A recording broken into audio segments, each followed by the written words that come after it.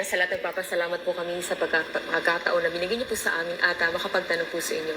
Pero bago po ang lahat, ma'am, ano po ba ang dahilan at nabigyan niyo po kami ng pagkakataon na magpaunlak po kayo ng interview?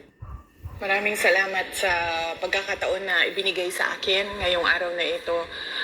Nagpa-interview ako dahil gusto ko na malaman ng taong bayan at ma-explain sa taong bayan kung bakit hindi ako sumasagot sa question and answer sa budget hearing ng Office of the Vice President para sa budget proposal namin 2025. Gusto ko kasi na maintindihan ng taong bayan saan ba ako nanggagaling.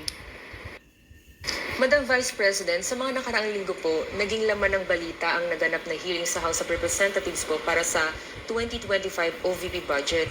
May mga nagsasabi na nag-asal pratanelya daw po kayo, lalo na sa House of Representatives. Hindi daw po kasi kayo sanay na matanong sa mga bagay-bagay, kaya ganoon na lamang po ang naging asta ninyo. Ano po ang reaction niyo dito? Sanay ako na sumagot sa mga tanong ng mga bagay-bagay. Kaya nga, di ba, nagbibigay ako ng mga interview, kahit hindi siya arranged na interview, mga ambush interview ng media kung saan nakukuha nila yung mga katanungan ng taong bayan. Sanay ako sa ganyan at alam ng taong bayan na hindi ako bratinela o spoiled brat dahil kilala nila ako simula nung ako ay nasa Davao pa, simula nung ako ay mayor pa, hanggang naging vice president ako.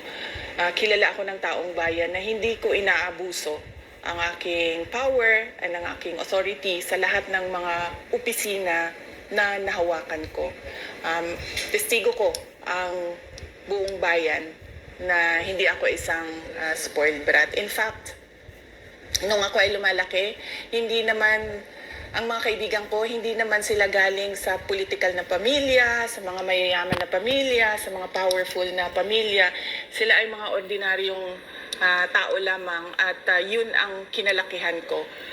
Isang ordinaryong environment ng isang ordinaryong citizen ng ating bayan. Sa palagay ko, hindi lang sanay ang iilan na mga miyembro ng House of Representatives na hindi nila makuha yung gusto nila at gusto nilang marinig na sagot. At hindi sanay yung mga iilan na mga representatives natin na sinasagot sila sa kanilang mga patutsada. Kaya sa tingin ko, isa din itong parang atake din nila na parang, oh, bratinela yan. Kahit na sumagot naman ako, hindi nga lang sa gusto nila. Kaugnay dyan, Madam Vice President, dito sa budget hearing, naniniwala po ba kayo na may kapangyarihan talaga ang Kongreso na busisiin ang budget po ng bawat ahensya ng gobyerno? Siyempre, oo, nakalagay yan sa ating saligang batas na ang Kongreso natin ang merong power of the purse. Kaya nga, di ba, merong mga budget hearings at merong pagpasa ng budget mula sa House of Representatives at sa Senado natin, sa Kongreso natin.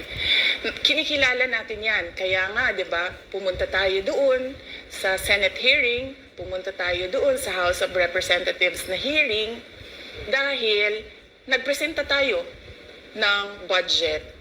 Ang ginawa ko lang ay sinabi ko, i-forgo namin yung question and answer na parte ng budget hearing. Pero kaugnay po dyan, Madam Vice President, hindi po ba dapat malaman din ng taong bayan para sa pondo ng OVP?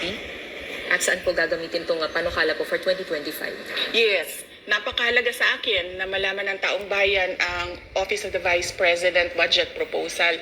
Kaya nga bago kami pumunta sa Senate, bago kami pumunta sa House, ay pinublish namin yung budget proposal namin sa aming website, sa Office of the Vice President, sa social media platforms namin. Ginawa namin siyang madaling intindihin ng taong bayan kung saan papunta yung budget proposal ng Office of the Vice President. Ma'am, going back din po kaninang sinabi nyo na yung ilang beses nyo pong sagot sa mga kongresista that you will forgo the opportunity to defend the 2025 budget proposal of the OVP and will defer to the wisdom of the Congress, bakit tila daw po iniiwasan?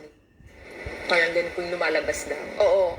Kasi sinasabi ko pa ulit-ulit yon na sinasabit namin sa Congress ang budget ng Office of the Vice President at iniiwan namin sa Kongreso ang desisyon kung ano ang gagawin nila para sa Office of the Vice President. Kaya fino-forgo na namin yung question and answer. Unang-una dahil nakikita namin na ginagamit siya ng ibang mga miyembro, iilan na mga miyembro ng Kongreso para umatake sa akin dahil hindi kami magkasama sa politika. At pangalawa, kasi ang budget ng Pilipinas ay hawak lang ng 2 tao.